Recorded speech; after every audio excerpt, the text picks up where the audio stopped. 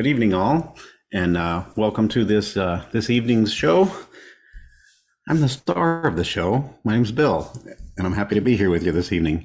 So I've got everybody muted because we're going to be. I'm recording this, and later in the show, I will stop recording. And if you guys want to have something to say or whatever it is, we'll open up that for discussion. But for now, just know that I'm recording, and I just want to talk about what it is we're here to talk about.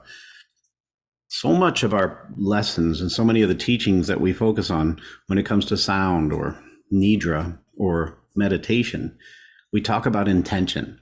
And I say the word intention over and over and over again. And I do it because it's so important to the practice, whatever that practice may be. When we focus on intention, we have the ability and the opportunity to change everything in our life. Well, everything in our life.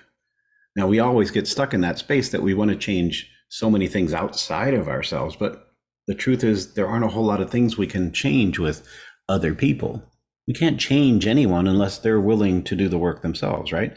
There are a lot of things in the world that we can't change. So we have to focus on that truth and say, I can't change everything, but I can change myself. So when we focus on this truth, we work on this and say, okay, let's start with this. Intention is everything. And we have to ask where that intention's coming from. We have to start recognizing, realizing that everything we do has intention. But there's a difference between conscious intention and unconscious intention. For most of us, in most of our life, we're not conscious of the fact that intentions happen whether we choose them to or not. These subconscious intentions that happen when my alarm goes off in the morning and I pick up my phone and turn it off, and then all of a sudden I get caught up in reading my emails or messages or looking at my schedule. Well, as soon as I do that, I've set an intention to be busy or distracted or whatever it is. But I could stop and choose, but so many times we don't.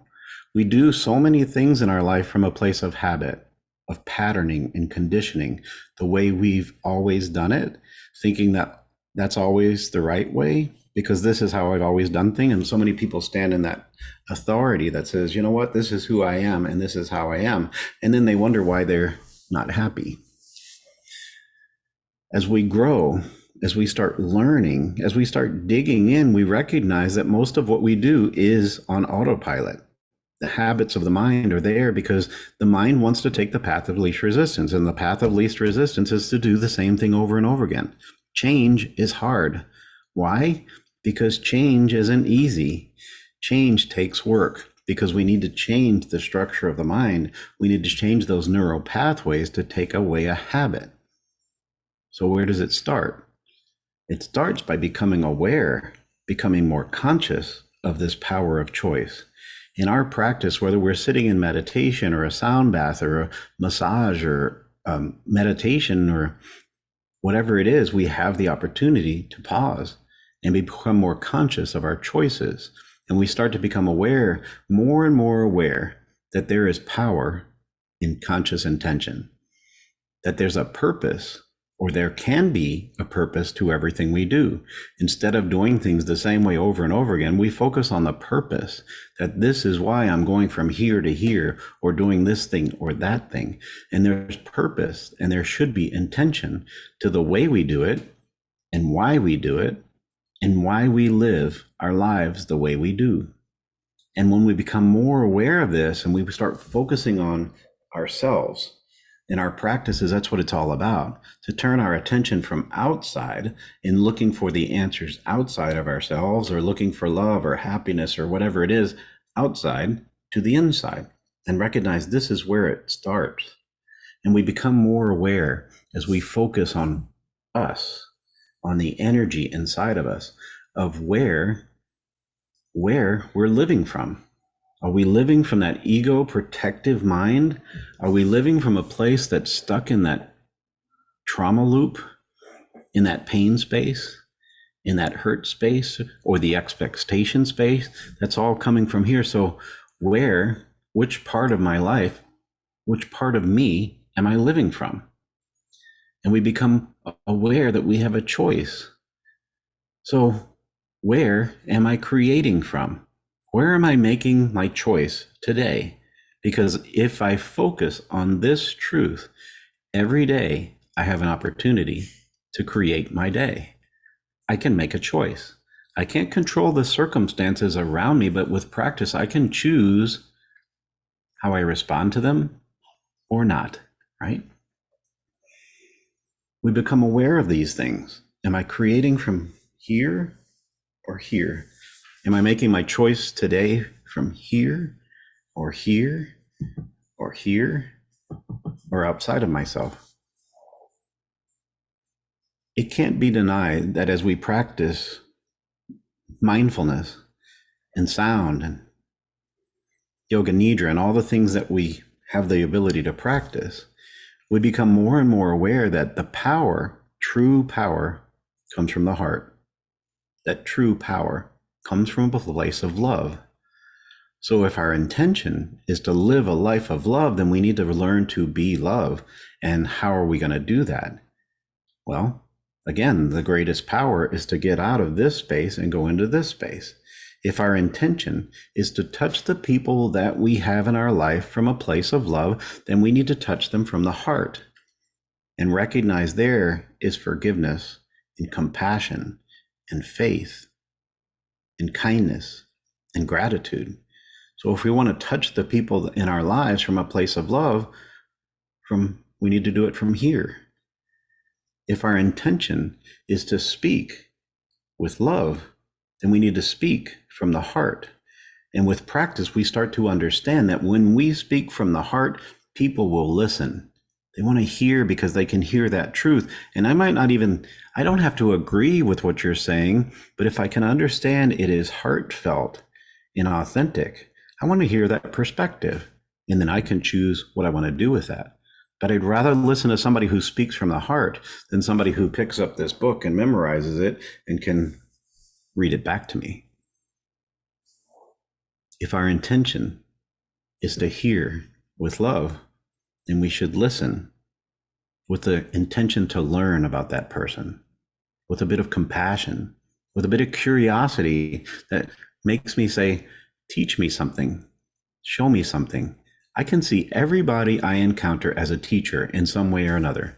They can teach me about myself, they can teach me about them, they can teach me about what they've learned, or they can teach me about the world.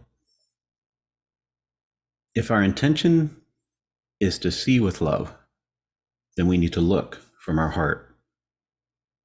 The amazing thing is, as we go through our life, we have these mind filters. So if we know somebody who we define as a Debbie Downer, or that person that always looks as if, everything is wrong with the world, right? They have a mind filter of negativity. But if we know that with practice, if we practice focusing on gratitude and we do it over and over and over again, suddenly we don't have to practice anymore. We start seeing all the things in our life we're grateful for. We've changed that filter. So the filter can come in when we start looking from a place of love. We put that love filter in.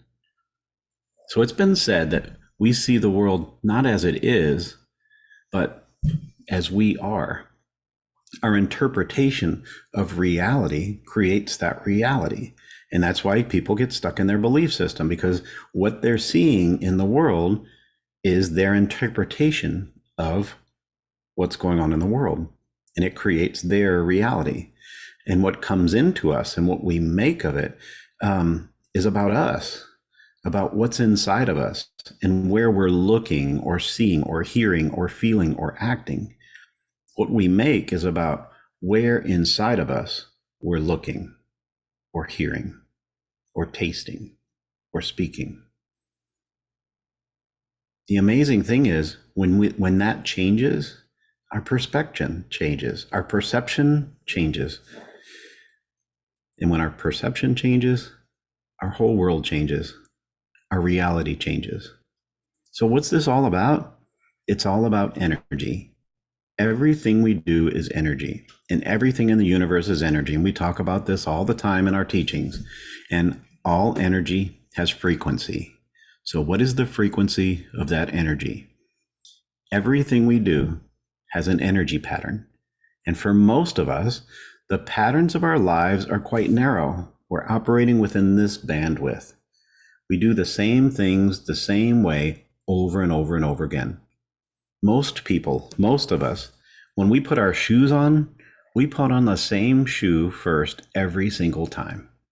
When we go to brush our teeth, we brush our teeth the same way over and over and over again.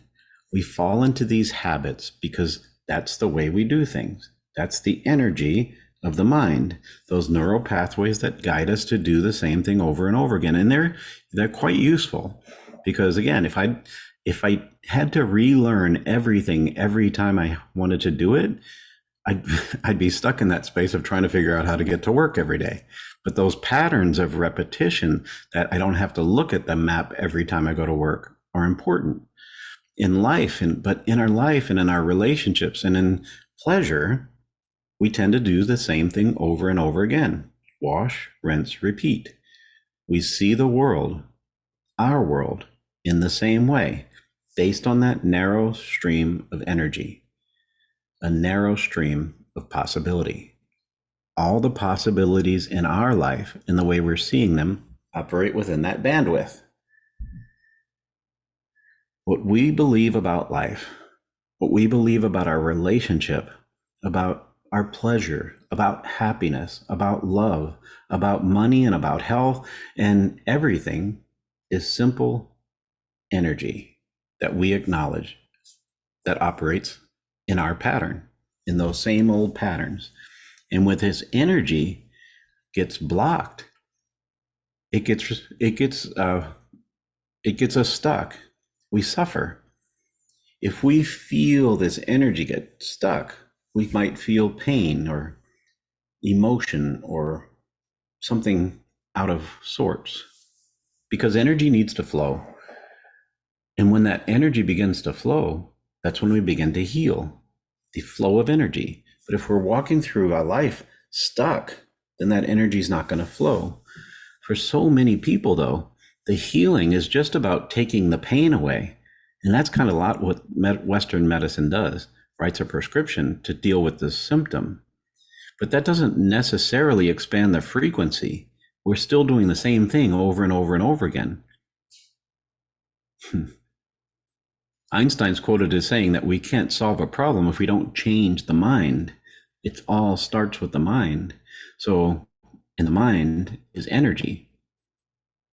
So, if we can't get that energy moving, more times than not, we fall into that same pattern over and over and over again. But if we have a practice, if we can recognize that expanding the frequency, expanding our perception, that changes things. It takes us out of the wash, rinse, repeat pattern and in more into a space of possibility. So if the bandwidth is only this wide and we start discovering something new by going to a sound bath or sitting in somebody's yoga nidra, perhaps it opens the bandwidth a little bit more. It takes us out of that groove, that space that we've always been in. It becomes about creation rather than autopilot. It becomes about aligning with purpose and intention. It allows us to see more. When we expand that bandwidth, we start to see things in different ways. We come to see more than what we've always seen. We see more than what is our reality, our old reality. We start to see a new reality, and the mind opens up. And we start wondering why all of a sudden all these things are happening the way they are, because we see more of ourselves and we allow ourselves to see more of others. Even those narrow bandwidths with which we saw those patterns in other people, we recognize that they're stuck in their own patterns, and that opens up perhaps some compassion for us. When we start moving and opening those opportunities, it allows us to see things that can be different, how our lives can be different. And if we can change our life, then so we change the world, our world, how we see the world.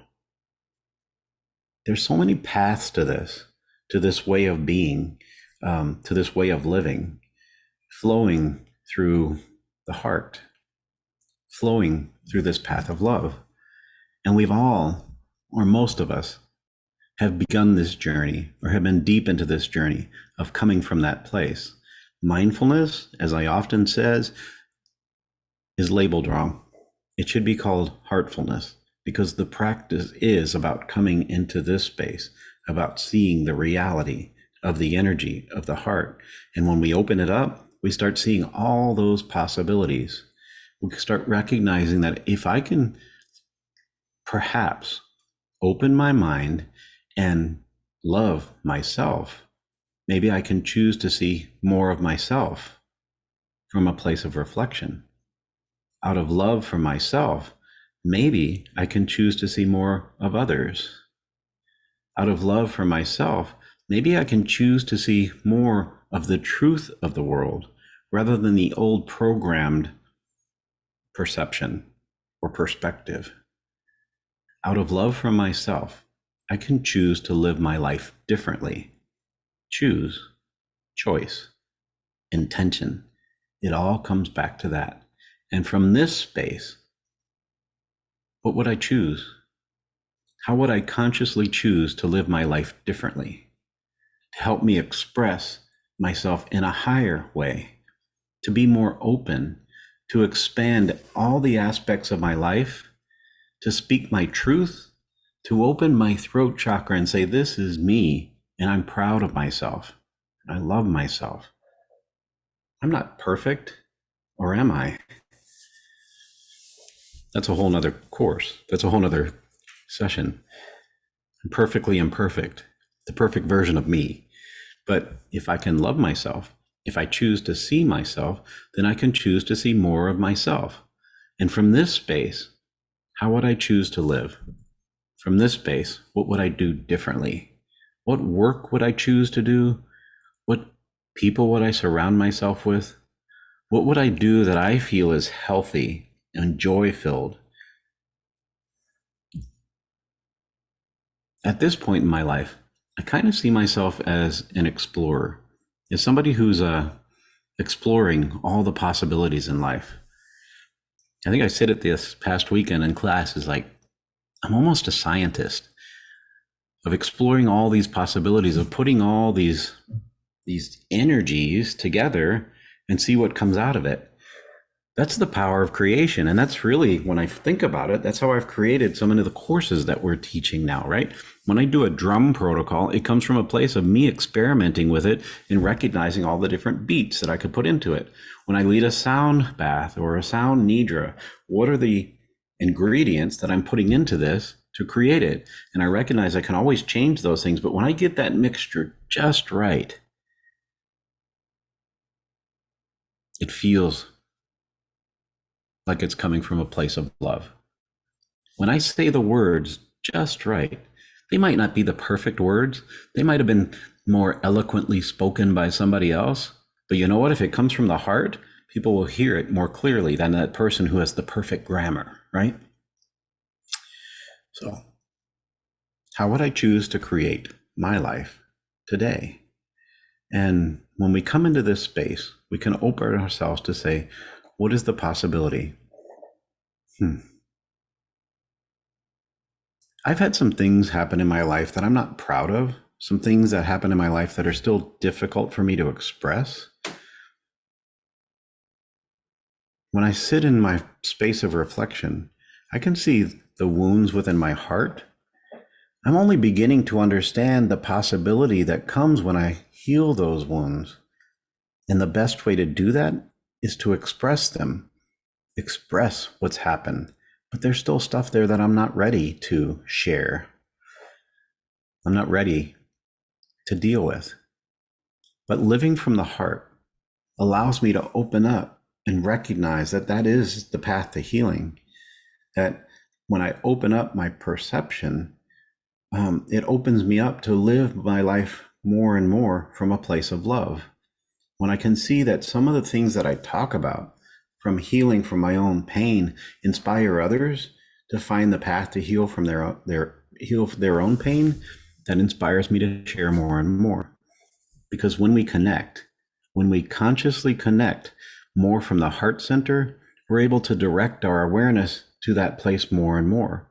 And when we're around other people who are doing it, there's like this community of love that comes together.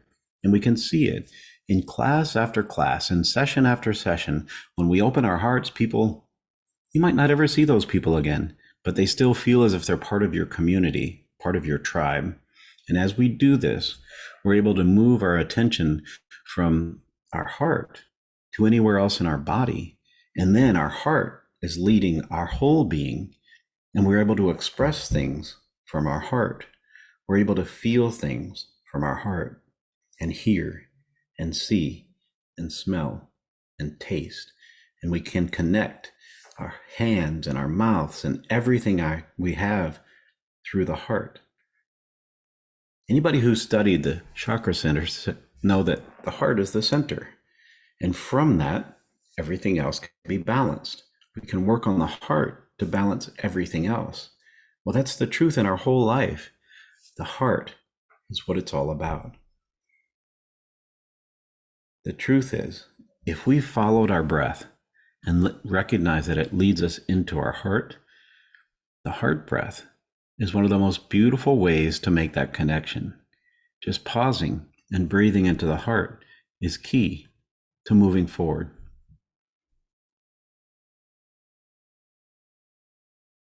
So I know that's a lot. I probably talked a little too fast there. I don't know. But you know what? I'm speaking from my heart.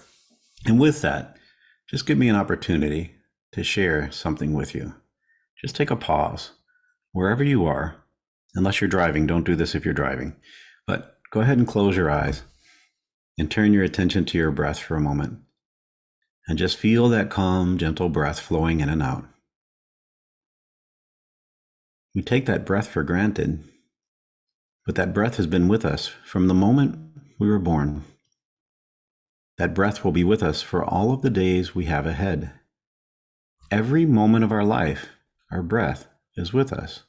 In those times of excitement and passion and celebration, in those times of grief and sorrow and pain, in those times that we're struggling to get by, the breath is always there for us.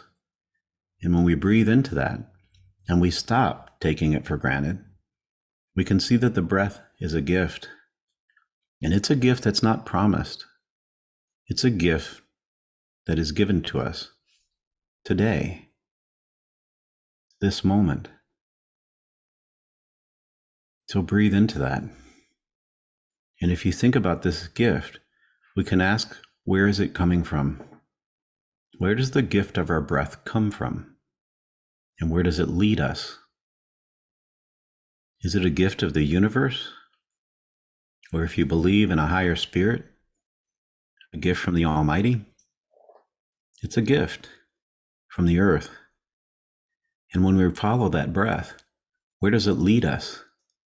It leads us into the lungs, and we know that it doesn't stop there. It gets sent in the heart. Every breath we take goes into the heart. And the heart takes that breath and takes that energy and sends it to every part of our body. Every cell in our body is touched by that heart breath, by that breath of love. And when we focus on that truth and breathe into it, we can say, this breath is love. And that is enough to change our perception in this moment. No matter what's going on, if we pause and follow that breath into the heart space, we can feel the love of our heart sending that breath to every part of our being. And when we practice coming to that space in those times of struggle, in those times when somebody's pushing our buttons, in those times when life is hard, we can recognize that life is not perfect. But the lessons in life are there for a reason. The things we go through have a purpose. But the purpose should come from a place of love. Our perspective and our perception of life should be seen through the eyes of love. And then we can say, I see you. I see you. So just breathe for a moment and think about that heart breath. Think about what it means to you, and perhaps set the intention to carry it forward and share it with love.